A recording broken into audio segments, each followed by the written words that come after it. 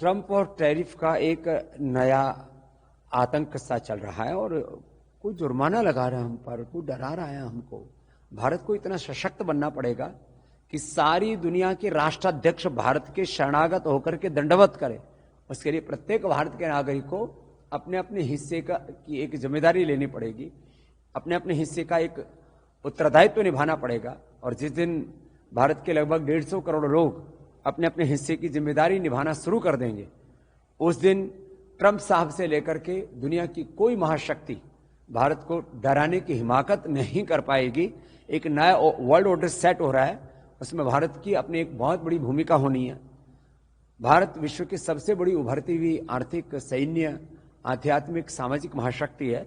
अब इसको कोई नकार नहीं सकता। भारत को किसी भी हद तक, भारत को किसी भी तरह से, किसी भी सीमा तक हमें झुकना नहीं है। भारत की अर्थव्यवस्था को मदद बता रहे हैं।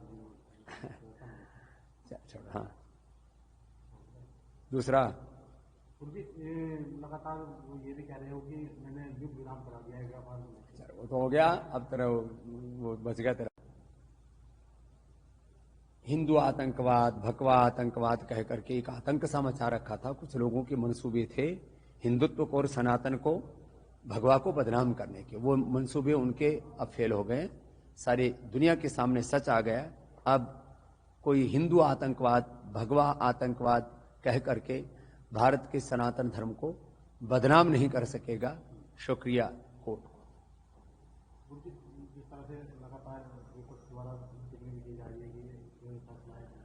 देखो, ऑपरेशन सिंदूर और महादेव अभी ऑनगोइंग प्रोसेस है और सारे देश के राजनीतिक दलों को राजनीतिक दल से बाहर निकल करके पूरी दुनिया के सामने भारत की प्रतिष्ठा, भारत की मान मर्यादा, भारत की एकता, अखंडता और संप्रभुता की रक्षा के लिए, देश की स्वाधीनता की रक्षा के लिए मेरा सबसे करबद्ध जो है निवेदन है कि हम देश के अंदरूनी विषय, महंगाई है, बेरोजगारी है, गरीबी है, हमारे जातीय मुद्दे हैं, राष्ट्रीय मुद्दे हैं, खेती के, एग्रीकल्चर के, इंडस्ट्री के, हेल्थ के, एजुकेशन के, इतने मुद्दे हैं हमारे सामने। उसके ऊपर हम एक दूसरे को घेरें, एक दूसरे के ऊपर प्रश्न करें, लेकिन कम से कम हमारे जहां पर राष्ट्र की एकता, अखंडता, संप्रभुता की बात आती है, विश्व में भारत के गौरव, मान मर्यादा की बात आती है, वहां पर सारे देशवासियों को एक दिखना चाहिए।